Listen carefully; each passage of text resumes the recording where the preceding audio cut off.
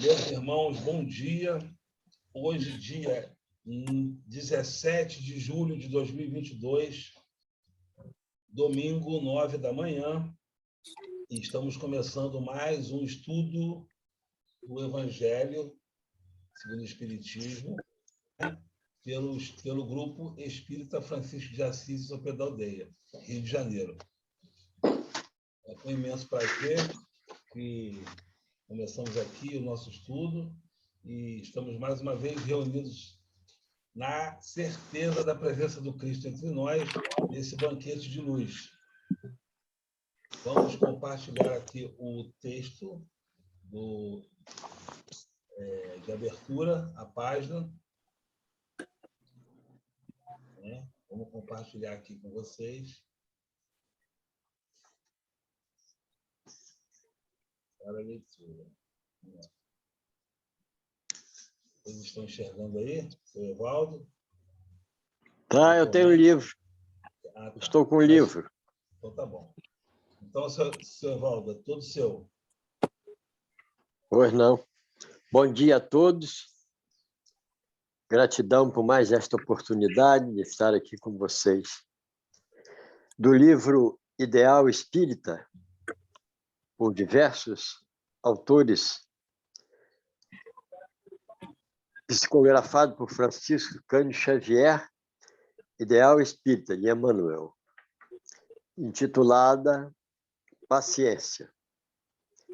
Onde estejas, apresentas o nome que te assinala, a ideia que te dirige, a roupa que te acolhe e os sinais que te identificam.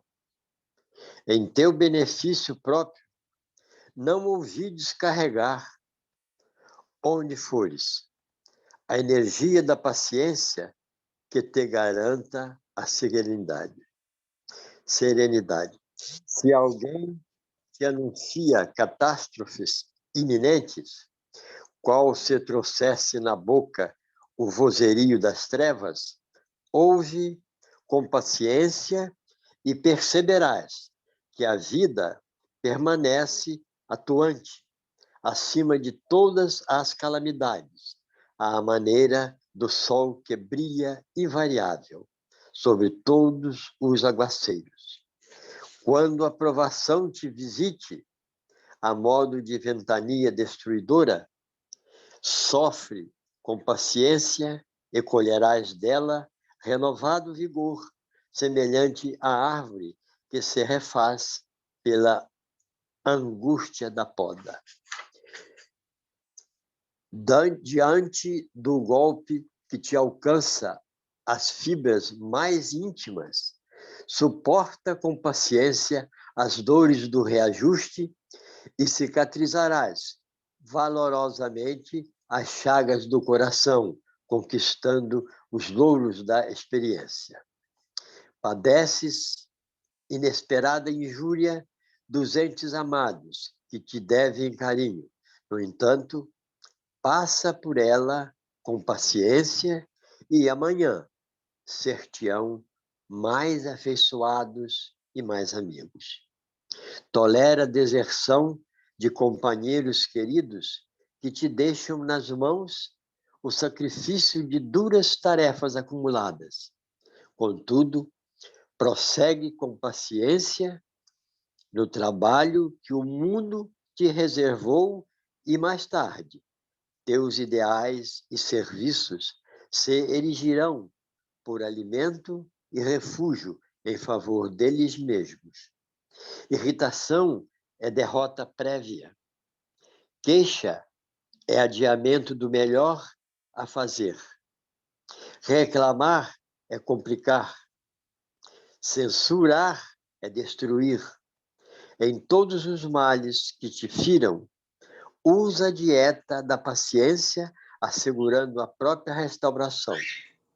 E toda vez que sejamos induzidos a condenar alguém por esta ou aquela falta, inventariemos nossas próprias fraquezas. Reconheceremos de pronto que nos encontramos de pé em virtude da paciência inexaurível de Deus. Emmanuel, graças a Deus.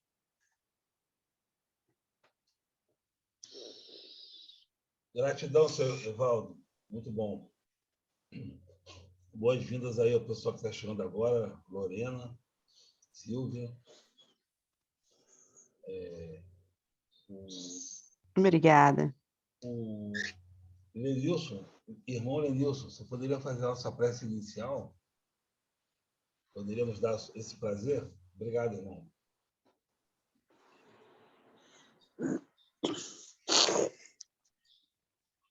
Então vamos, meus irmãos, aproveitando esse momento que Deus nos concede, entrando em contato com essas forças do bem que estão e que tem sempre um olhar assim, muito amigo para cada um de nós, que vão assim nos motivando a cada dia nessa compreensão que queremos da vida, entendendo todos os processos que cada um de nós está vivendo. Aproveitemos esse ambiente do Evangelho, dessas emanações todas que a palavra Evangelho nos traz à alma, porque cada um de nós somos caminhantes, né? Que já entraram em contato muito com essas letras do Cristo. E isso tudo toca a nossa sensibilidade, nos motivando a cada dia a procurar sermos úteis na medida daquilo que estamos desenvolvendo em nosso coração. Então, Jesus, amigo, que tuas bênçãos, Senhor, possa encontrar cada um de nossos irmãos em seus lares, nas comunidades onde vivem, e que esse momento do Evangelho seja aquele que há de irradiar ao nosso derredor, em nosso lar, nos vizinhos, todas essas emanações de teu coração, Senhor, para que, motivados para com a nossa vida, cada um de nós procure, nesse aprendizado, encontrar um olhar diferenciado, Senhor, para com a vida, onde, como disse a página, desenvolver dentro de nós essa paciência, esse olhar de compreensão para com todas as situações que cada um de nós vive. Que tuas bênçãos, então, Jesus, possa acalmar a nossa alma, a nossa respiração, para que possamos mais intensamente, Senhor, entrar em contato com esse magnetismo bom, Senhor, de teu coração, de teu evangelho. Se conosco, amigo divino, que possamos, então, nessas trocas, crescer, Senhor. Crescer em compreensão, em entendimento, em atitude no bem.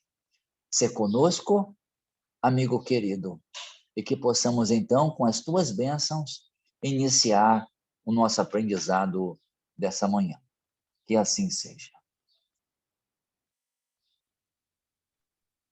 Gratidão, Lenilson, que assim seja. Muito obrigado. Que assim seja, graças a Deus. Bom dia. Boas-vindas aí a Rosângela. Vamos, então, iniciar a leitura do nosso Evangelho. Lembrando que estamos na introdução do Evangelho segundo o Espiritismo. Estamos no capítulo, dentro da introdução, né? No item 2, Autoridade da Doutrina Espírita, Controle Universal do Ensino dos Espíritos. E agora a gente vai fazer agora o parágrafo, a partir do parágrafo 6º, né? Começa com sabe-se, e o nosso irmão Antônio nos dará o prazer da leitura Dando boas-vindas aí também a Aline, que acabou de chegar. Bem-vinda, Aline. Bom dia. Irmão Júlio, a hora que você quiser. Tá, pois não. Bom dia a todos. Sabe-se que os espíritos, em virtude da diferença entre as suas capacidades, longe se acham de estar individualmente considerados, na posse de toda a verdade, que nem a todos é dado penetrar certos mistérios, que o saber de cada um deles é proporcional à sua depuração, que os espíritos vulgares mas não sabem do que muitos homens, que entre eles, como entre eles, há presunçosos e sofômanos, que julgam saber o que ignoram, sistemáticos, que tomam por verdades as suas ideias.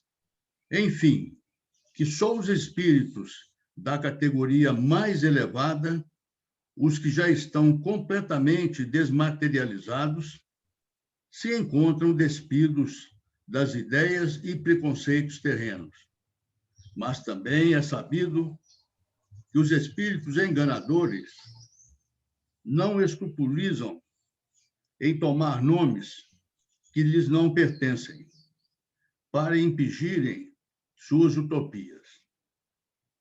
Daí resulta que, com relação a tudo o que seja fora do âmbito do ensino exclusivamente moral, as revelações que cada um possa receber terão caráter individual, sem cunho de autenticidade, que devem ser consideradas opiniões pessoais, de tal ou qual espírito, e que, imprudente, for aceitá-las e propagá-las levianamente como verdades absolutas. O 6º parágrafo. Paramos aí? Alguém tem algo a comentar sobre esse alerta, esse aviso de Kardec para o futuro, né? Muito bem estruturado. Alguém quer fazer algum comentário sobre a autenticidade das mensagens, sobre o cuidado que nós temos de ter com o que é lido e a origem, né? De onde vem aquele conteúdo, para que não caiamos em falsos estudos, falsos textos de falsos profetas. O Gilbert, eu poderia fazer um comentário desse estudo. É o seguinte: primeira coisa, essa palavra sofômanos, né? Quer dizer passar por sábios, entendeu? Então, é passar por sábios. Quer dizer, seria assim que entre eles há presunçosos e sofômanos.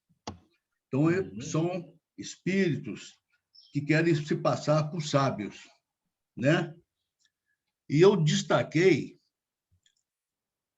que deve ser considerado a manifestação de vários espíritos, E tomar cuidado com os espíritos presunçosos e sofômanos.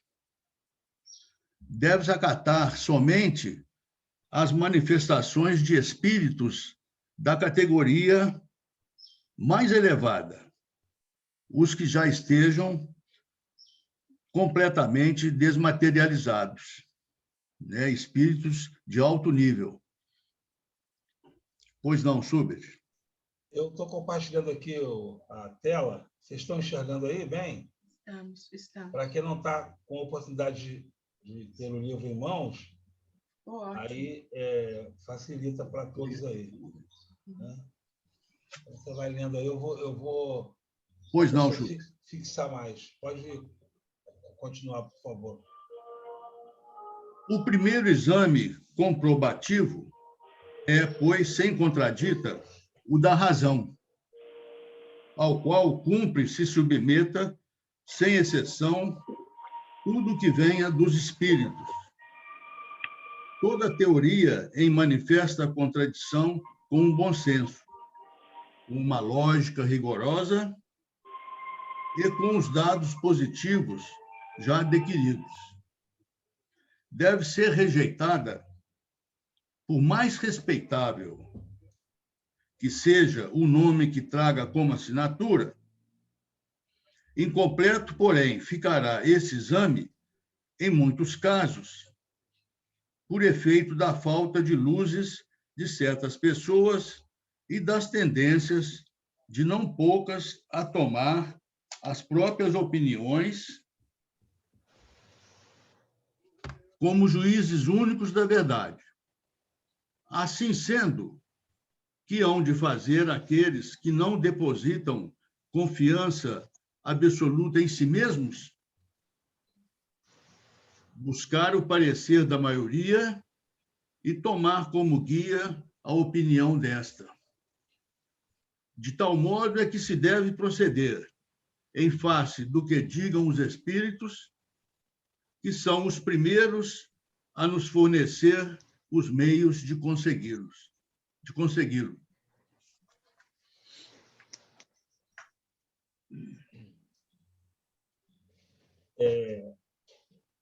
Antônio, você quer falar alguma coisa sobre esse trecho? É só assim ressaltar, né, o trabalho rigoroso de Allan Kardec, né, que a gente já nota que ele foi minucioso, né, e acatava nas decisões, como aqui bem diz, né, que a pessoa não tinha muita certeza, ele levava as questões para o crivo da razão, do bom senso e da lógica. Então, Allan Kardec desenvolveu, ele como professor, educador e cientista que ele era, ele procurou resolver as questões tomando como cunho a concordância entre as manifestações. Então, ele trazia os vários pontos do universo, né? De norte a sul, de leste a oeste do universo, ele trazia as experiências dos espíritos e através dos seus médiuns, né? Então, ele procurava sempre, torno a repetir, não abrir a mão do crivo da razão, do bom senso e da lógica. Muito bom, muito bom. Alguém tem algo mais a contribuir? A gente vê que, a partir do momento que a gente deixa o corpo, não existe, assim, uma transformação em nós. A gente vai continuar sendo exatamente quem nós somos hoje. Então, assim, quando a gente vê uma comunicação de um espírito e que, inicialmente, ele não diz o nome, o que nós precisamos nos fixar é assim, no teor daquilo que ele está colocando, ou no papel ou na psicofonia, né? Então, assim, procurar saber o nome dos espíritos é um tanto quanto complicado, porque quando a gente começa a ter essa curiosidade, aí abre campo para que um outro espírito possa assumir, né, a personalidade daquele outro que a gente gostaria, né, que ele entrasse em contato conosco. Então, assim, esses cuidados assim, são muito importantes, né? Então, quando a gente foge um pouco da curiosidade, dá tempo da gente poder avaliar a mensagem, né? Assim, tomando em comparação aquilo que a gente está aprendendo no dia a dia, né? Nas palestras, nos livros, e aí você compara e vê, poxa, esse fulano aqui, eu não sei o nome, mas o teor do que ele está dizendo é muito bom, está me fazendo bem. Aí, se ele bota lá o nome, sim, Bezerra de Menezes, mas o teor em si é um teor assim, sem significativo, né? Com palavras um tanto quanto incompreensíveis, você já entende que aquilo não tem a ver com Bezerra de Menezes, né? Então, eu acho que a gente precisa, assim, ir acompanhando o conteúdo e fazendo as nossas comparações, né? Agora, é bem, assim, interessante quando a gente pensa assim, nós somos espíritas, e antigamente o espírita dizia assim, eu tô bem nas paradas. Por quê? Eu sei de onde eu vim, o que eu estou fazendo aqui, para onde eu vou. Só que isso a gente começa a entender que não é suficiente para a gente passar para o plano espiritual e estar numa situação de equilíbrio, né?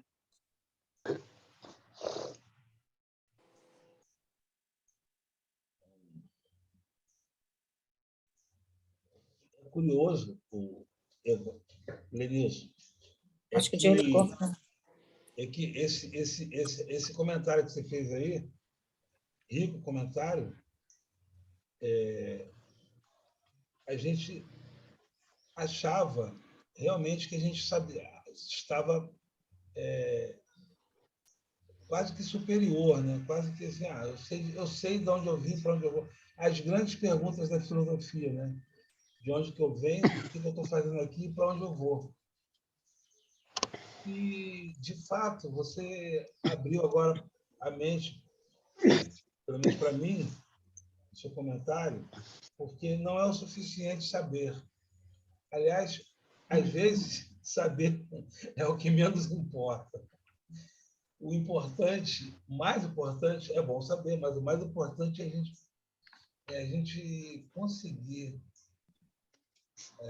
conciliar todas as nossas ações, palavras, pensamentos e sentimentos às leis universais, aos ensinamentos de Cristo. Porque, seja lá qual for a nossa filosofia, doutrina, religião, qualquer nome que queiram dar, de nada adianta. Aí volta a carta de Paulo, né? Sem amor, falo a língua dos anjos, mas eu não tenho amor. Então, eu não consigo...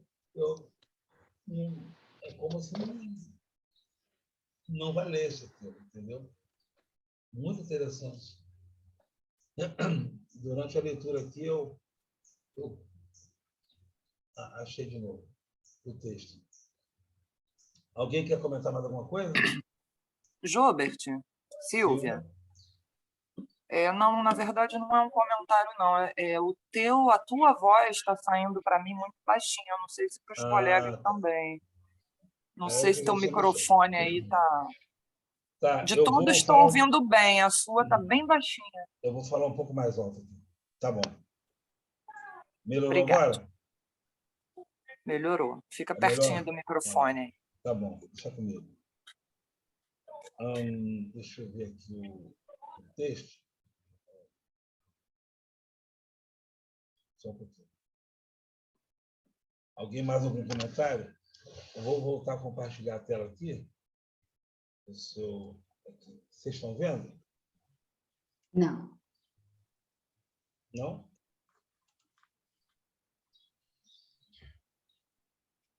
Vocês não estão vendo, não, a tela? Ainda não. Não. Ainda não, Ju. Vou chegar lá, peraí. Interromper.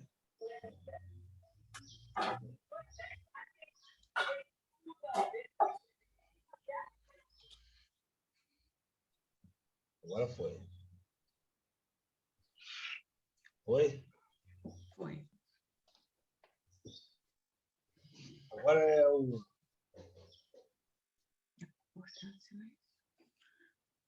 Podemos sair. A concordância no que ensinem os espíritos é, pois, a melhor comprovação.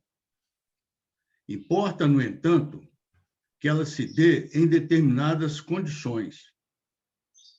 A mais fraca de todas ocorre quando um médium, a sós, interroga muitos espíritos acerca de um ponto duvidoso. É evidente que, se ele estiver sob o império de uma obsessão ou lidando com um espírito mistificador, este lhe pode dizer a mesma coisa sob diferentes nomes. Tampouco garantia alguma suficiente haverá na conformidade que apresente o que se possa obter por diversos médiums no mesmo centro, porque podem estar todos sob a mesma influência.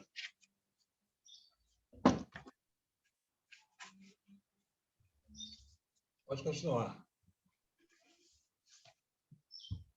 O próximo parágrafo, né?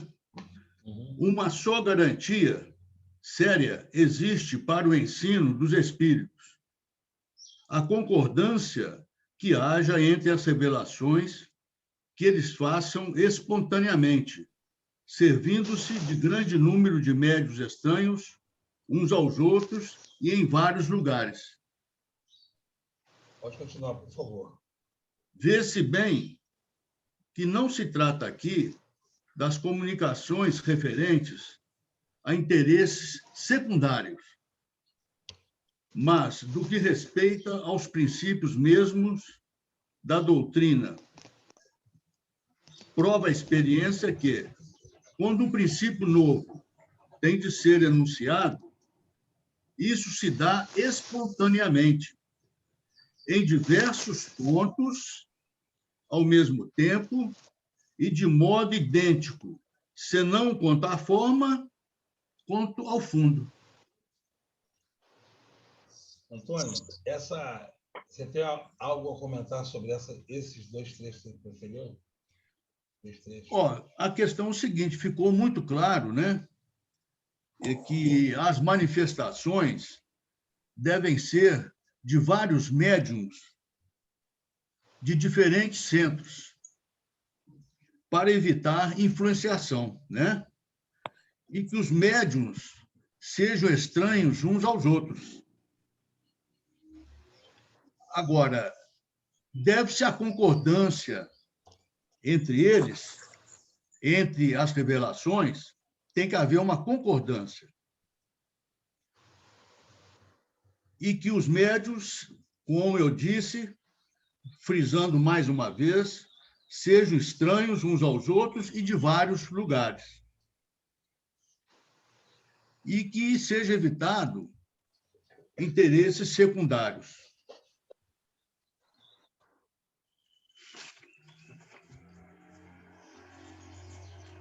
É impressionante como a gente falou há 2 semanas, Alessandra, que o Kardec entregou de presente um laçarote assim, ao conteúdo da doutrina, né? Porque a gente sabe que a doutrina espírita é muito mais do que isso que ele está dando. Ela é infinitamente, mas para aquele momento, para nosso estágio que estamos vivendo, para o nosso entendimento. Tanto que algumas perguntas do Livro dos Espíritos ele fala assim: não temos como expressar para vocês, não há palavras humanas para vocês entenderem nesse momento. Então, ele pegou o que é essencial para nosso aprendizado no momento em que vivemos, na nossa existência da Terra, para a evolução, e nos entregou. E aí, todo esse cuidado que o senhor Antônio está falando agora, esse cuidado da gente ter um critério mínimo. E aí eu gostaria de fazer eu gostaria de estender esse cuidado, esse critério que Kardec está falando aqui, para a gente já ir pensando sobre as nossas palestras, né? Os nossos palestrantes, que muitos deles, né, por nossa própria invigilância, são muito assim, são tratados de forma especial, né? São tratados assim, porque o tal palestrante, né? A gente começa a endeusar o palestrante ou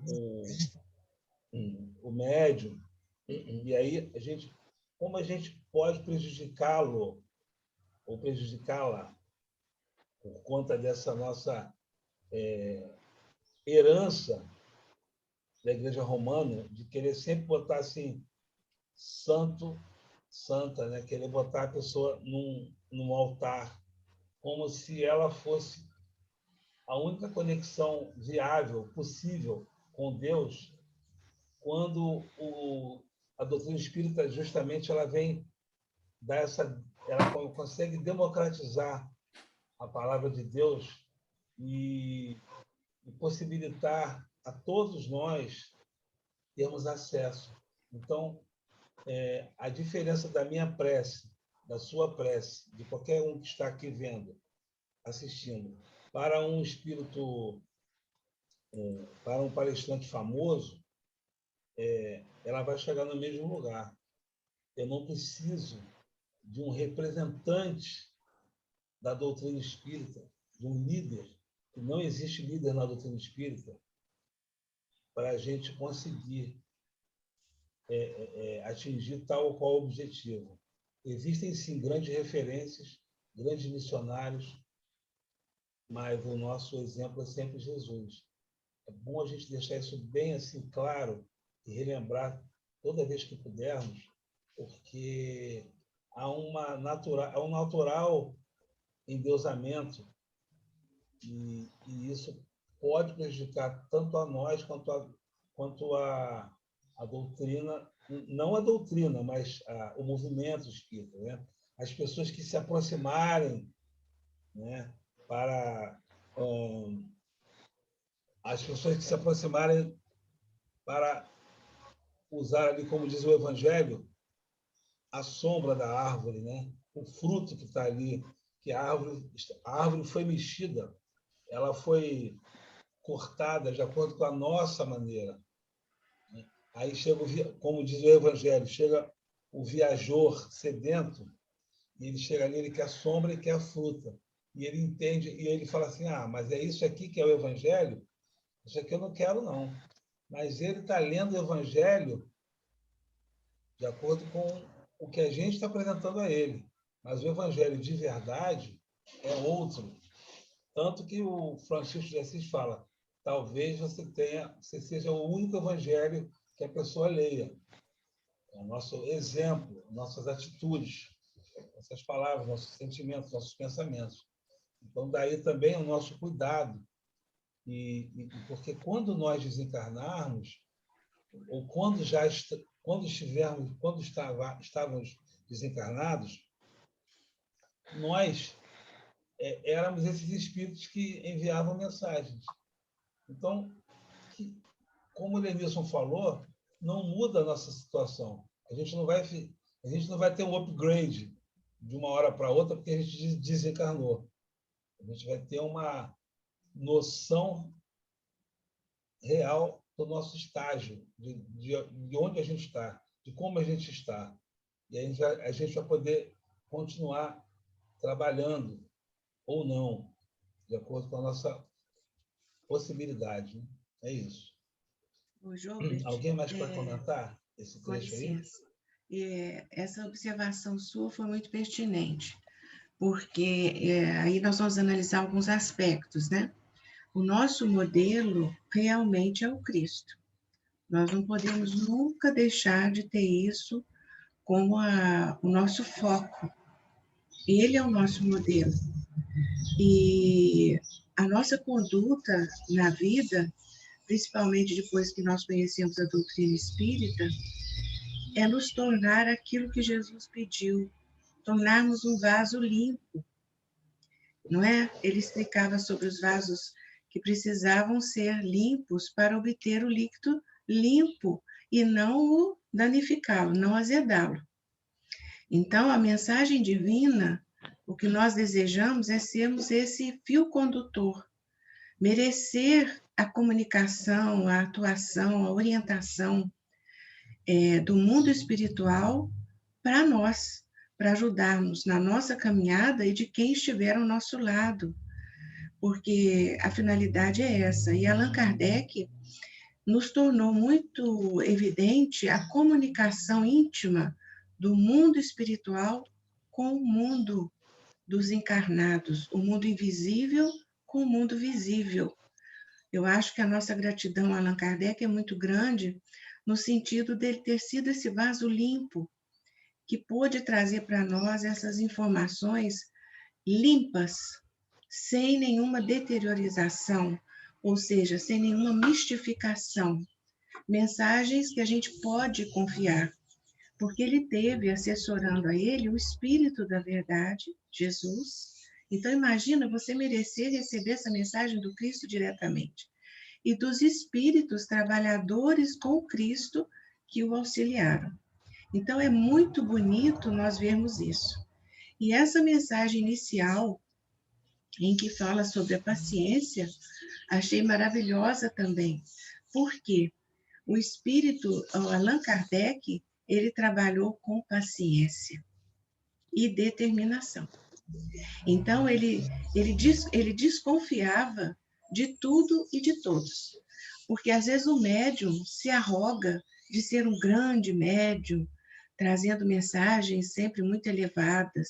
E ele questionava isso também. A moral do médium, a conduta dele, para ver se a mensagem era realmente fidedigna, se ele poderia realmente acreditar naquela mensagem. Ele também questionava os espíritos que se comunicavam, se eram mistificadores, se eram né? E se eram possíveis, né? Se eles não eram espíritos que estavam ali zombando daquela oportunidade de crescimento. Então, se um médium recebia a mensagem, ele questionava, porque já que era uma verdade, um outro médium, sem que se conhecessem, em pontos diferentes, teria que receber aquela mesma verdade, aquela mesma mensagem. Se era um grupo de médios, como foi falado aqui, ele tinha receio até de ser um obsessor, influenciando aquele grupo de médios, quer dizer, não bastava que fossem vários médios, porque aqueles médios podiam estar sendo enganados conjuntamente. Então, é muito bonito esse estudo, a gente é grato a ele pela sua dedicação, porque naquele momento ele se deslocar, e a gente sabe que ele não era uma pessoa assim, abastada economicamente, foi um empenho dele, vamos dizer assim, um compromisso muito bonito, espiritual com o Cristo, de trazer a mensagem correta, limpa, sem nada que pudesse manchar essa mensagem, né? Então, nós, assim, que somos, assim, discípulos muito, muito, muito, muito, muito pequenos do Cristo, que é o que nós desejamos, né? Porque se Francisco de Assis, Francisco Xavier dizia que ele era um Francisco, né? Um cisco de Deus, o que nós somos, né? Nós não somos nem o cisco, mas nós temos que ter a humildade de saber que nunca somos nós. Tudo que nos chega de bonito é do mundo espiritual. E a gente fica agradecido, né? De já estarmos comprometidos com o bem. Porque na nossa caminhada, quanto nós já caminhamos, né? Antes não era assim. Então, hoje a gente já fica feliz de estudar o Evangelho e de viver, né? Buscar viver. Não é isso? Obrigada. Robert, a gente não pode também subestimar que esses nossos irmãos equivocados, eles são muito inteligentes e sabem muito bem os nossos pontos fracos e que se aproximam daqueles em que eles conseguem. Esse endeusamento que você falou aí é bem interessante. Nós tivemos um caso lá no Rio de um médium que foi sendo assim, tinha boas mensagens e, de repente, todo mundo tinha muito respeito. Um belo dia, ele quis que fosse sentado numa mesa separada. Ele queria uma mesa só para ele, separada dos outros. Nesse momento, surgiu um alerta. Espera aí, vamos olhar, porque a inteligência deles é muito maior do que a gente possa imaginar. Aqui entre nós temos também irmãos equivocados tão inteligentes que nos envolvem. E nós acreditamos, e nós achamos que está tudo bem. Por isso, esse alerta de Kardec, que via muito mais além, E que não valia só naquela época, né? Vai ser pelo tempo dos tempos, pelo século dos séculos. E essa experiência ficou muito forte para mim, e saber que nós somos um livro aberto, na verdade, que acabamos sendo bem conhecidos. Era isso, gente. Muito bom, muito bom. Excelente. Muito bom. É isso mesmo. A gente tem que só seguir esse cuidado que já está pronto. Como a gente vem falando, a gente recebeu um presente, né? Então, assim, não é tão difícil. Pode ser um desafiador, mas não é tão difícil a gente só seguir o que está ali, né? Porque a doutrina espírita, ela teve essa... Kardec veio colocar em trilhos seguros a mediunidade. A mediunidade sempre existiu e sempre existirá. A comunicação com os ditos dois lados, que são muito mais lados, o lado de cá e o lado de cá, mas isso é muito mais amplo. Mas, de forma geral, os dois lados, eles sempre existirão, sempre existiram esses contatos. Vai nas culturas, né? Vai nos indígenas, vai nos egípcios, vai em Azteca, Maia, Inca, qualquer tipo de cultura. África é muita coisa, né? Os africanos sempre tiveram essa comunicabilidade. Porém, o estágio em que a humanidade se encontra já era necessário ter já um formato, né? Mas assim, em trilhos seguros, até para sabermos quem está falando conosco, que tipo de espírito. Então, assim, vai depender da disciplina do médium e vai depender do entendimento do grupo. Então, são muitos detalhes, mas com as técnicas que os espíritos passaram para o grupo de Kardec, não é difícil. Não é difícil. Não estou falando que é fácil, mas não é difícil a gente identificar uma mensagem que venha com algumas ali, né, distorções. Assim como não é difícil a gente identificar um palestrante que vem com umas ideias, umas coisas assim, umas palavrinhas-chave, assim, muito preocupado com quem foi o que na outra encarnação. Eu vou falar aqui das reencarnações de fulano. Isso aí eu vejo com muito cuidado. Sinceramente falando, eu tenho 2 pés atrás quando vem um palestrante e fica famoso porque ele vai falar da reencarnação de ciclano. Isso é muito importante quando tem uma finalidade didática, como é o caso de Emmanuel. Falou assim: eu sou Emmanuel hoje, né? Eu sou Emmanuel hoje, mas antes eu já fui um senador e depois eu fui um escravo. E aí ele vem falando através do próprio Chico. É diferente de chegar uma pessoa hoje e falar assim: porque fulano foi isso, fulano foi aquilo. Eu não vejo, no meu entendimento, né? Pode ser que eu esteja equivocado também, eu não vejo muita finalidade útil esse tipo de informação. E vocês vejam a questão da curiosidade, fica uma coisa em volta das pessoas que são assim, que trazem esses conteúdos. As pessoas ficam com uma curiosidade: mas viu, ciclano foi fulano, ciclano foi não sei o quê. Aí eu pergunto: será que foi mesmo? Eu, sinceramente, não dou muita importância para isso, a não ser quando é uma coisa útil. Francisco de Assis foi João. Ok, tem sentido. Tá. Mas a gente espera que tenha sido, tudo bem. Mas eu não fico nessa preocupação, nesse foco, entende? De ficar ali, fulano foi assim. Porque pode ser que não tenha sido. Se foi, tudo bem, mas pode ser. E isso não é o mais importante. O mais importante é o que eu devo ser na outra vida. Quem que eu estou construindo hoje, agora, dia 17 de julho de 2022, hoje, com o que eu já aprendi, o que eu fui já passou. Serve como aprendizado, ok. Mas o que eu posso, o que eu vou construir a partir do entendimento do Evangelho, da doutrina espírita, até agora, entendeu? É daqui para frente, mas eu ficar preocupado com quem eu fui ou com quem eu vou, com quem o outro foi, eu não vejo muita... E com pouco critério, tá? Pouco critério. Diria quase nenhum. Eu fico preocupado, mas tudo bem. Júlio, isso que você falou foi muito interessante. Às vezes a gente toma essas informações como assim um estímulo para o nosso entendimento de que há uma continuidade de vida e uma sucessão de reencarnações, a título disso. Mas realmente nós não temos que preocupar com isso, porque o mais importante para nós é a nossa evolução. Sejamos ontem João, Maria, às vezes a gente tem necessidade de ser também coisas assim, pessoas muito eminentes, né?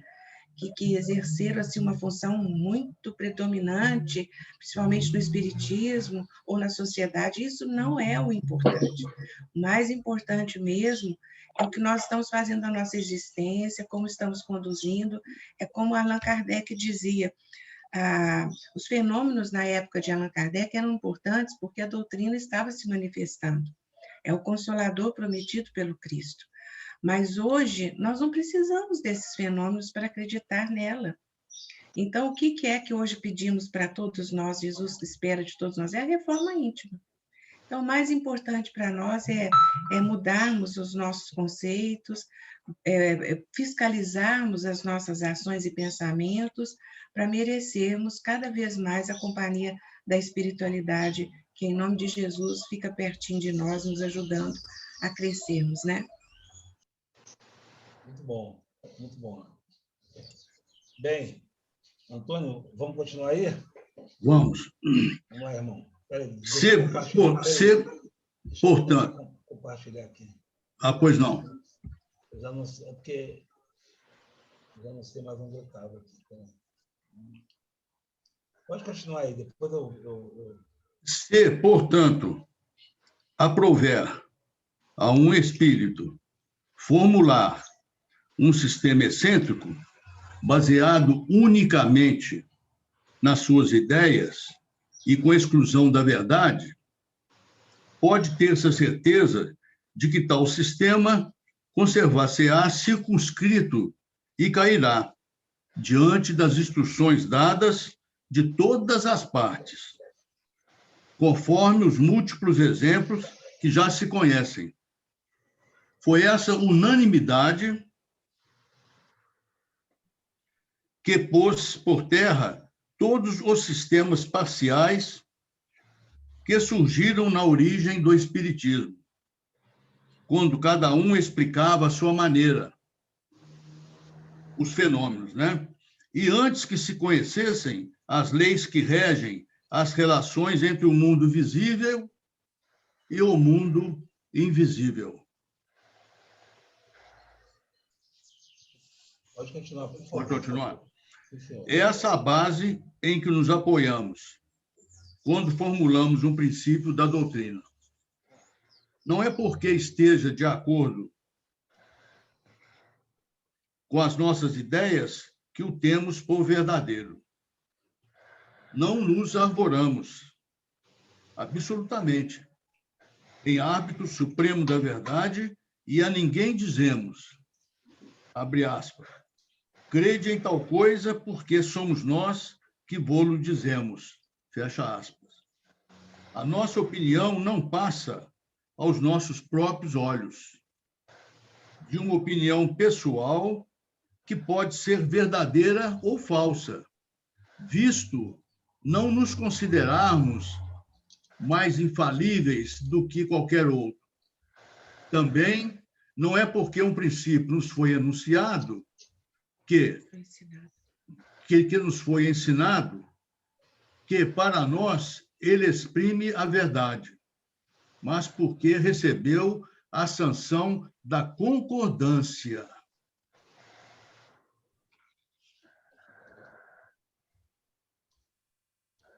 Então, aqui terminamos a leitura, né, do nosso livro, no dia de hoje.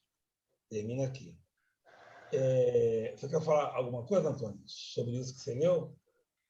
É o seguinte, a gente frisar bem, né, mais uma vez eu digo que Kardec foi ultra criterioso, né, em que, nesses 2 parágrafos finais, né, ele deixa bem claro que, no caso de manifestações diferentes, irá ser considerado a manifestação da maioria, passando a ser unanimidade entre todos. Então, manifestações duvidosas, ou que um tinha uma visão, o outro tinha outra visão, ele jogava para a questão, né, da maioria. E todo princípio, foi como ele disse, né, deve ter a chancela da concordância.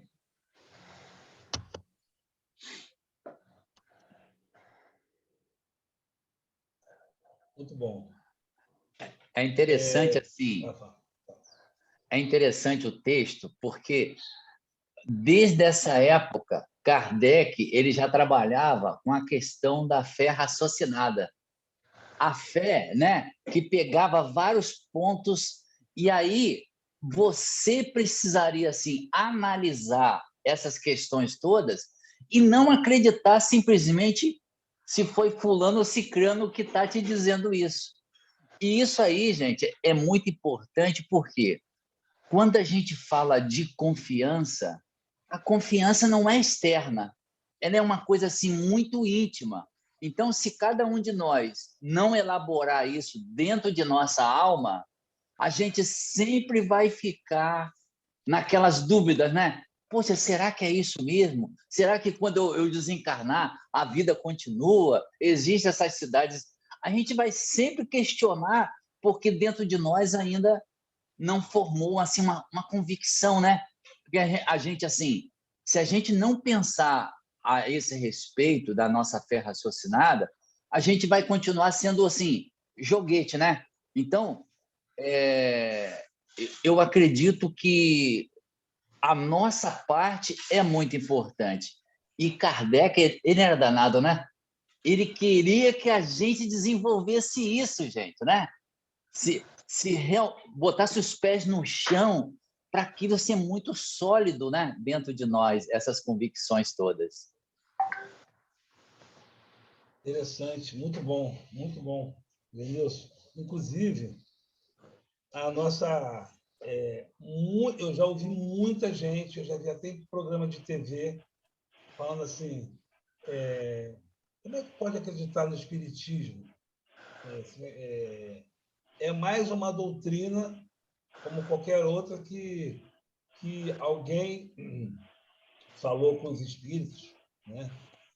Mas aí nós espíritas, né, não temos o cuidado e a lembrança e o estudo de falar assim, não, olha só, Kardec utilizou um método científico, ele era das ciências e pegou o método científico e aplicou num fenômeno que estava acontecendo na França, e aí o filme já ajuda a explicar. Hoje é mais fácil de explicar do que há uns 30 anos, 50 anos, apesar de que o próprio programa Pinga Fogo é maravilhoso, com o Chico, mas um grande serviço para o nosso entendimento da doutrina. Então, o Kardec usou uma lógica, usou um método científico. Um método esse que até hoje ele é usado. Ele usou um método. Qual é o método? Qual o critério? ele pegou justamente o que estamos tratando aqui agora. A autoridade da doutrina espírita, ela vem do controle universal do ensino dos espíritos. Então, ele pegou vários espíritos de vários locais, recebeu várias cartas, fez um comparativo de cada uma delas e aplicou o método científico para a doutrina. A doutrina ela está ancorada na ciência, na religião e na filosofia. É muito, digamos assim, é muito ainda, né, para a gente o entendimento nosso. A doutrina ela vai se expandindo tanto no conteúdo quanto no nosso entendimento. Ela vai se expandindo. Ah, entendi. Porque a gente, né, vai evoluindo, naturalmente vai conseguindo enxergar outros tons, né, Luci? Vai vai estudando música, né, Luci? Vai entendendo aquelas notas que você não entendia antes, vai começando a ouvir, a saber interpretar e a saber escrever. Vai abrindo um mundo maravilhoso. Quanto mais você entende, você fala, é assim, olha, que coisa boa, que bom para nós, como faz bem. E a nossa irmã Érica quer fazer um comentário. Pois não, irmã? Estamos aí.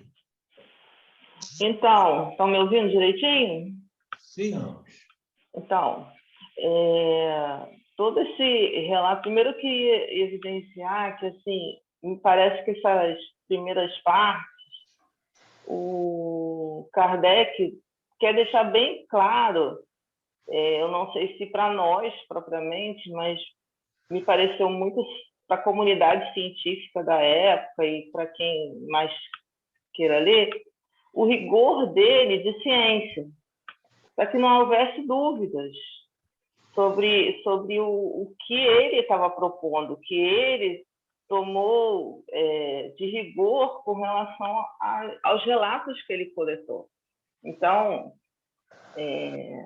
a gente pode se utilizar dos mesmos métodos, e seria bom se a gente o fizesse, mas eu acredito que ele também estava dialogando com aqueles parceiros dele da ciência e que ele fazia parte na época. Então, ele estava querendo mostrar para eles o quanto ele tomou de rigor e quanto o que ele conseguiu de dados eram verdadeiros. Falando isso, eu queria falar de outra parte até. Eu acho que muitos de vocês conhecem. Existe um livro, eu acho que até o Lenilson já citou uma vez, que aconteceu na Casa Espírita. Esse livro, ele assume importância, assim, para mim, né, que eu li mais de uma vez, porque ele nos alerta sobre todos esses possíveis ataques que nós venhamos sofrer na Casa Espírita e que a gente precisa estar atento. E ele, inclusive, relata que o dirigente espírita e o dirigente de doutrina, né, são importantíssimos para manter a casa de pé. Então, para que que o estudo é fundamental para que uma casa se mantenha fortalecida. Então, a gente, os médiuns, muitas das vezes se deixam cair pela vaidade, achando realmente que as comunicações deles são as melhores, são as que realmente têm valor. Mas nós que estamos aqui, que estamos nos esforçando para estudar, estamos todos os dias aprendendo um pouquinho mais para identificar, tanto em nós quanto nos outros, traços que possam nos desencaminhar perante a atividade espírita. Então, eu acho que, assim, vendendo peixe, né, que eu acho que é um livro muito legal para a gente estar lendo, mas eu acho que tem muito a ver com aquilo que a gente estudou hoje aqui, de que realmente a gente precisa ficar atento e que o estudo é fundamental para nos ajudar a não cair nessas esparrelas, né? nesses erros, tá bom? Obrigada. Obrigado, irmã Érica. Muito bom o seu comentário, o seu alerta. Lembrando que esse livro que ela citou, se eu estiver errado, o Lenilson, que eu e ela, o modo alguém pode me corrigir, eu ainda não li, mas ela me contou. Eu li parte faz muito tempo, mas eu não li todo. Me parece que a espiritualidade estava ali para desvirtuar o trabalho da casa e chegava a fazer trabalho de cura. E as pessoas se achavam curadas, saíam dali achando que estavam curadas. E aí os espíritos, aquele grupo de espíritos que queria desvirtuar a casa, tomam uma relevância, tomam um protagonismo, e aí você começa a seguir aqueles caras. Você vê a importância do estudo, né? da disciplina. Né? Aí fala assim, Emmanuel fica falando de disciplina, isso é chato. Né? Emmanuel não é chato. A gente é que ainda não se colocou na condição de instrumentos do Pai, filhos do Pai, não se colocou de forma mais ampla para entender que a disciplina antecede a espontaneidade.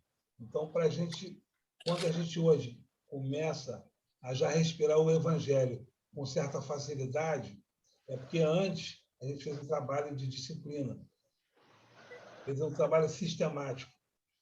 Eu lembro muito a questão da direção. Você está dirigindo um carro ou uma moto, no início você não sabe nem o que tocar. Espera aí. Você chega a olhar para o câmbio e para os pedais e esquece de olhar para frente, preocupado como é que dirige. Hoje você dirige, fala com o filho, fala com o celular, fala com o outro, você está dirigindo, e você não... Aquilo ali já está de forma espontânea, mecânica. Né? Então, que o nosso, essa comparação bem simples, que o nosso Evangelho esteja conosco a ponto de estarmos respirando sem sentir.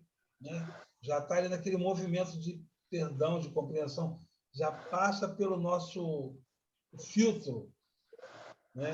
Do amor, da misericórdia, da compreensão e do entendimento, da doutrina, da instrução, né? Espíritas instruídos. E lembrando disso, no livro Paulo Estevão, ao qual nós não podemos desencarnar nessa encarnação sem ler esse livro. Pelo amor de Deus, não dá para viver sem ler esse livro. Depois que você lê esse livro, o teu entendimento sobre doutrina, sobre evangelho, sobre o que é ser um cristão, ele muda, altera. Quem leu sabe o que eu estou falando. E no meio desse livro aqui, e isso está em Atos dos Apóstolos também, é bíblico isso, está lá em Atos dos Apóstolos, que Lucas escreveu, é atribuído a Lucas, né? Atos dos Apóstolos. Paulo se depara numa situação ao qual ele é tratado como um deus. Tem uma pitonisa, né? Que na época era uma médium, que era explorada comercialmente. E quando ele chegava com... Eu não lembro se ele estava com Barnabé ou com Ananias, mas eu acho que era com Barnabé. Ele chegou numa cidade, tinha uma pitonisa, ela falava assim, salve os deuses, salve os grandes representantes de Deus. E aí ele falava assim, eu não sou esse cara que ela está falando. Eu sou de carne e osso. Ela estava tratando eles para estimular a vaidade, o orgulho. E aí ela era explorada comercialmente por um grupo de pessoas que iam fazer consulta. Olha aí a proibição de Moisés da consulta aos espíritos. É esse tipo de proibição nesse contexto que Moisés estava falando. Né? E aí ele chega e fala com ela, e ele consegue tirar os espíritos mistificadores e zombeteiros que estavam atuando sobre ela. E ela desmaia. Depois que ela volta a si, ela não consegue mais receber esses espíritos. E o Barnabé, que estava com ele, acho que o Barnabé, falou assim, poxa, ela estava falando tão bem da gente. Ele, não, a gente não merece esse tipo de comportamento.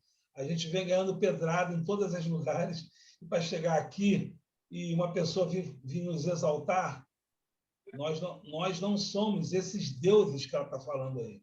Esse representante de Deus que ela está falando, a gente não é isso. A gente é imperfeito. E aí ele foi perseguido de novo, porque fizeram um trabalho de notícia falsa, dizendo que ele tirou o espírito dela, ele acabou com a capacidade dela de dar para o povo a informação que precisava, que consultava. Mas, na verdade, ele a livrou de uma mistificação, né? A livrou de uma obsessão. E aí, mesmo ele sendo alvo de elogios, ele foi lá e desfez o negócio e ainda foi apedrejado por isso. Então, a gente elogia, e o elogio é um estímulo. O elogio é uma... Nossa, que bom, gostei da palestra que você fez. Tal. Quando começarem a elogiar demais, não fiquem aceitando aquilo como se fosse uma coisa. Porque quando forem te criticar, no sentido de assim, olha, a palestra que você fez foi muito boa, mas aqueles pontos ali você precisa melhorar. Aí você vai ficar chateado. A Alessandra está falando comigo que eu não fui bem. Quem é ela? Aí começa você viajar numa vaidade, num orgulho, que não é o ideal. Então, assim, estou dizendo aqui publicamente para vocês, me corrijam todas as vezes que vocês perceberem que eu estou comentando algo errado, algo fora, algo desvirtuante, algo distorcido, porque eu quero aprender. Então, eu estou aqui falando, eu estou achando que eu estou fazendo certo. Mas, se alguém chegar para mim, ou publicamente, ou em particular, e falar comigo, a ideia que eu já estou me preparando é de aceitar. Porque às vezes a gente não aceita, tá? Eu falo assim, essa pessoa não tá querendo. E aí o nosso cuidado também, o nosso desafio desse método científico ao qual o Kardec está falando aqui, a gente não fala isso para as pessoas. Não fala. Por exemplo, fala assim... mas como é que pode ser? Como é que é a doutrina espírita? Como é que você comprova que a doutrina espírita é verdadeira? Aí você vai falar sobre esse assunto aqui que a gente está lendo agora. Não, Kardec trabalhou com método científico, ele era um homem das ciências. A sua doutrina de ciência é também, e é de filosofia e é de religião. Aí a pessoa pode ter um outro entendimento sobre aquilo, porque a gente não fala, a gente fica quieto, a gente fica até querendo disfarçar. Eu sou espírita, mas é kardecista, hein? Para não confundir com outras doutrinas, com outros entendimentos, com outras religiões, como se fosse uma vergonha, como se fosse sabe? Eu acho que a gente tem que ser mais livre nesse tocante e ser mais lógico e explicar para a pessoa, para ela ter acesso. Olha, a doutrina ela tem uma essência, ela é totalmente cristã. Ela é a revivescência do cristianismo primitivo. E ela me consola, ela me esclarece. E ela, para chegarmos onde a gente chegou, lá, há 2 séculos atrás, foi usado um método científico, ao qual Kardec foi criticado na comunidade científica. Criticado, ridicularizado, diria eu. Mas ele viu que aquilo tinha sentido e tomou a missão, né? E foi em frente. Eu acho que é o que a gente deve fazer também, né? Porque os nossos vizinhos, nossos parentes, estão olhando o nosso movimento.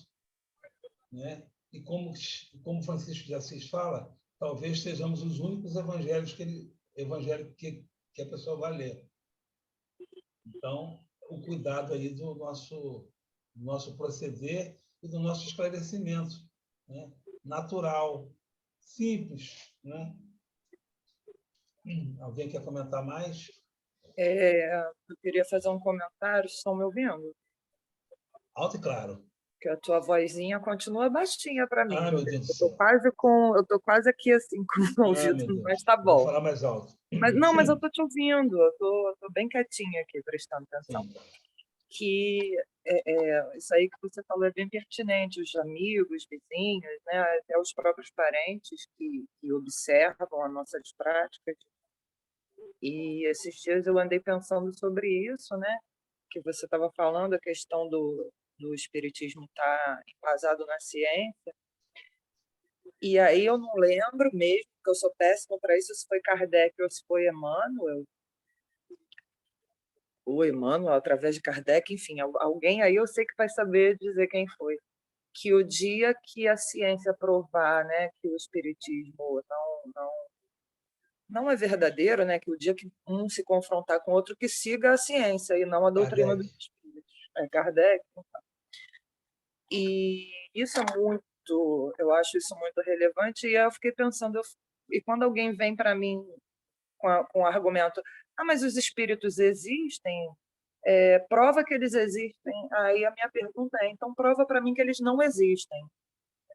Porque existem fatos, existem coisas que acontecem, né, até no nosso dia a dia, que a gente, se não entender dentro da espiritualidade, elas são inconcebíveis. E, no entanto, elas acontecem. E eu costumo fazer um comparativo com a eletricidade. Eu falei assim, diz para mim que a eletricidade existe. Você está vendo ela? Ninguém vê a eletricidade. Eu adoro usar esse exemplo da eletricidade porque ninguém vê. Mas ela está aí, ela existe, né? Enfim.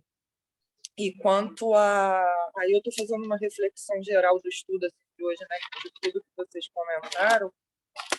A questão das vezes a gente, né, ter um palestrante ou alguma pessoa, né, que a gente fulano é muito bom e tudo. Assim, eu penso que a própria doutrina dos espíritos, ela, na sua base, ela já vai contra tudo isso, porque ela não é uma doutrina de alguém, ela é uma doutrina dos espíritos, e muitos sem nome, que não se nomeiam, né? Eu acho que o grande objetivo é que a gente, alguém mencionou aí, que ela seja para nós, para cada um de nós, e não para engrandecer alguém ou deixar de engrandecer, né? Então, se ela a Alessandra fez a palestra de sexta-feira lá, eu estava lá presente, e cada um de nós que sobe ali para falar, cada um de nós que está falando aqui, a gente está trocando o que o Espiritismo trouxe, não o que alguém né, em especial trouxe. Então, acho que não tem essa coisa de fulano é bom, fulano não é tão bom, não.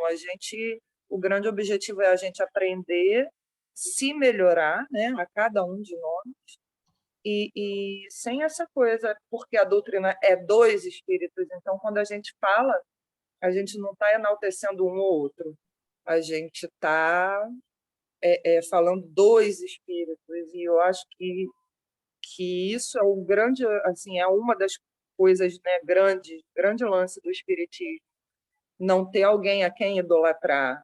Nosso mestre e modelo é Jesus, temos outros, né, tivemos outros grandes, né, Buda, enfim, Krishna, mas o nosso modelo é Jesus, e ele é nosso modelo, mas nem por isso devemos idolatrar, ou devemos, sim, pegar os ensinamentos e tentar aplicar na nossa vida de cada um. Então, essa questão de idolatrar, de né, tornar alguém mais que os outros, eu acho que a essência da doutrina não combina com nada disso, na própria essência dela.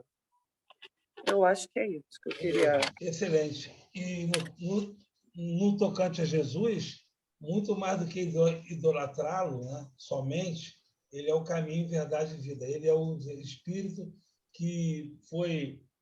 E aí o Espiritismo teve, a doutrina foi ampliada, e aí, através do Chico Xavier, a gente teve acesso ao livro A Caminho da Luz, que fala que Jesus é parte de um grupo de espíritos puros, uma comunidade ao qual foi destinada a Terra e os bilhões de espíritos que aqui se encontram, ou já estão se encaminhando para um outro planeta, para um outro Cristo cuidar.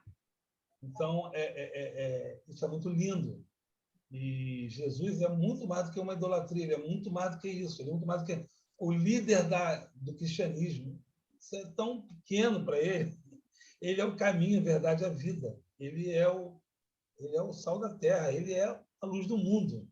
Então, assim, é muito diferente, é muito acima, é muito distante de uma idolatria fria, né? De uma... eu vou guardar aqui Jesus no meu... Tá bom, mas ele está preocupado mais... eu costumo dizer com meus amigos ateus, Deus não está preocupado com vocês. Deus está preocupado... A preocupação de Deus, se é que preocupação é um sentimento de Deus, que a gente quer colocar sempre os nossos sentimentos para Deus, colocar ele no nosso copo, acho que o objetivo de Deus é que todos, pelo fruto se conhece a árvore, né? Acho que é quase os frutos que a gente está dando, né? Como é que a gente está se portando, né? E esse exemplo que você deu aí, Silvia, da eletricidade, eu diria também o oxigênio, a gravidade, né? E várias coisas que a gente pode falar que a gente não consegue ver. O próprio amor a gente não consegue ver, mas a gente consegue sentir e ele transforma todos nós. Alguém quer comentar mais alguma coisa? Estamos já no finalzinho aí do nosso estudo. Ninguém quer comentar mais? Eu gostaria de falar também que a doutrina espírita não existe líder, né? Na imprensa a gente vê aí o líder da doutrina espírita fulano de tal. Olha, é um missionário. Eu não tenho palavras para agradecer o quanto já aprendemos com o Divaldo, né? Joana, Amélia Rodrigues, Bezerra de Menezes. Mas ele não é um líder, né? E as pessoas querem ter um líder. Ele é um maravilhoso missionário, ao qual nós devemos ter toda, sabe, a reverência, a homenagem, mas se a gente pode chamar alguém de líder, esse líder é Deus. Se a gente pode chamar alguém de líder, o próprio Jesus na Terra, eu vou fazer a vontade do Pai. Então, o nosso Pai é quem dirige os trabalhos do universo. Então, a gente tem que sair desse lugar de ter que ter alguém que seja representante de Deus na Terra. Isso é coisa da era medieval, isso é coisa antiga, que a gente aprendeu, que a gente não sabia. Hoje a gente tem outro entendimento. Hoje a gente todos nós aqui somos participantes de uma doutrina que vai um dia ser somente de amor. O que você falou, Silvia, semana passada? Um dia vai ser ter só fraternidade, né? Você falou isso. Só fraternidade, só o amor. Então, assim, excede, vai além de ter um líder, de uma pessoa que é o representante. Aí ele vai morrer, tem que procurar outro, ele vai ficar procurando igual às igrejas tradicionais. A gente tem que ter esse cuidado aí de como a gente vai lidar com esse tipo de coisa, como a gente lidar, né? Bem, gostaríamos de solicitar algum irmão, antes da prece, vamos direcionar os trabalhos da semana que vem, que é o dia 24/7, ainda no capítulo 2, né? aqui a gente está lendo capítulo 2 da introdução, diga-se, e é a parágrafo 13º, na posição. Todos acompanhando, na posição, até o parágrafo 19º, daí a necessidade. Daí a necessidade. Todos pegaram aí? Parágrafo 13º até o parágrafo 19º. 13º na posição, 19º, daí a necessidade, dia 24/7. Daí a necessidade, inclusive, Jobe? Inclusive. É o 19º. 19º, inclusive, né? Até o 19º, exatamente. E aí eu pediria, mais uma vez, para a Lucy ficar para a semana que vem. Tudo bem, passada, não tem problema não. Estamos aí. Hoje demos acesso ao seu Evaldo, grande seu Evaldo. A presença dele é entre nós aqui. Querido seu Evaldo.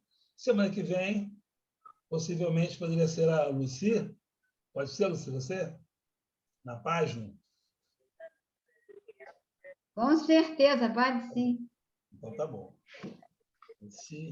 E quem gostaria de fazer a leitura do Evangelho e comentários? Alguém? Eu vou ver aqui os nomes.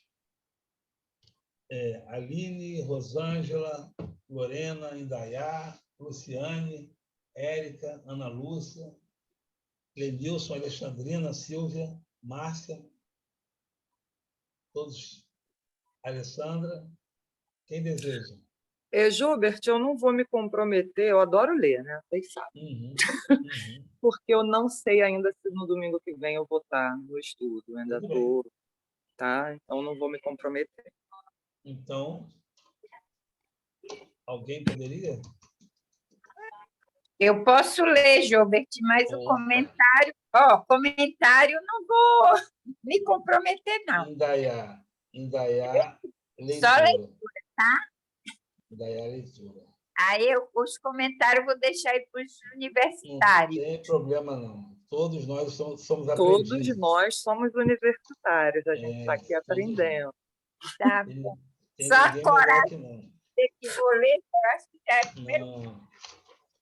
Só a sua boa vontade já é tudo.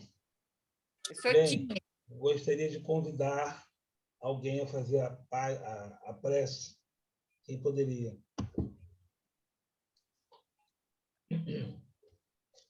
Em ninguém podendo fazer, se oferecendo, eu mesmo irei para o sacrifício. Tá bom? Tô brincando. Vamos lá, então, fechar nossos olhos. Oi? Começa na página 23, na posição em que nos encontramos, até daí a necessidade. Exatamente, né? Daí a necessidade você lê também o parágrafo todo, o 19º. Tá? Tá. Vamos, então, fazer a nossa prece, pensar no Cristo, nosso grande irmão, ao qual devemos todas as nossas preces, todas as nossas preocupações, né? Nosso amor, que nós possamos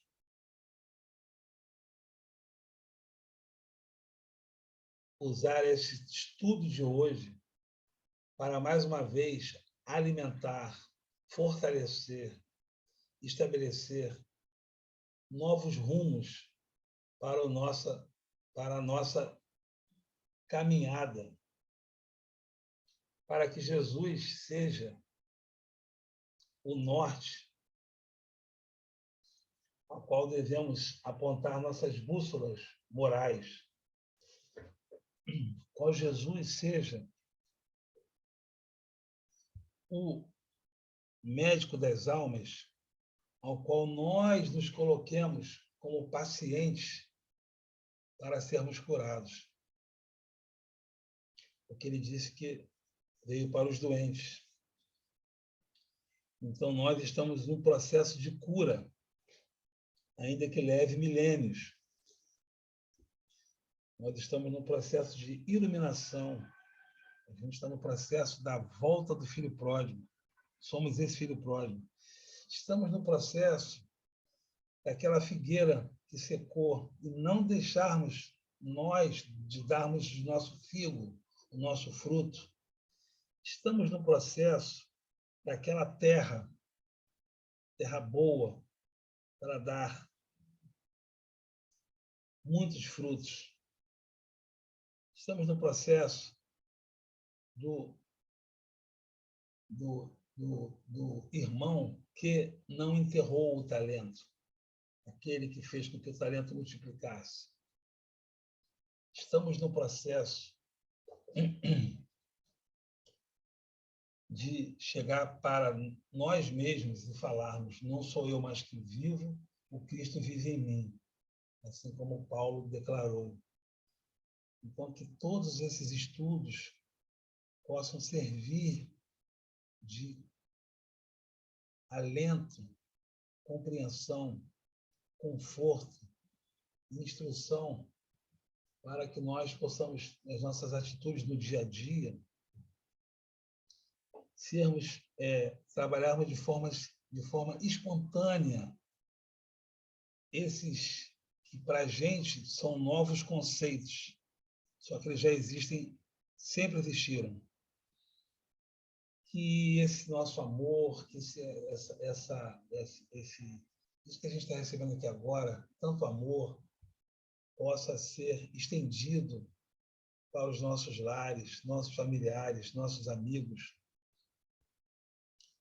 os nossos inimigos, os obsessores, todos ao nosso redor, aqueles que estudam conosco, os que trabalham, os que encontramos na rua, aquelas pessoas que a gente nem fala, mas aquele bom dia, aquele amor que a gente doa, né? Aquela coisa, espontaneamente, né? Que a gente possa ser esse amor sempre. Possamos ser amor sempre. Que assim seja, graças a Deus. Meus irmãos, mais uma vez, obrigado pela participação de todos. Mais um dia maravilhoso, mais um domingo com o sol fora e dentro de nós. Alguém quer comentar alguma coisa? Então, não dá nem vontade de terminar, de tão bom que está, a vibração que está. Vibração linda, né? Muito bom.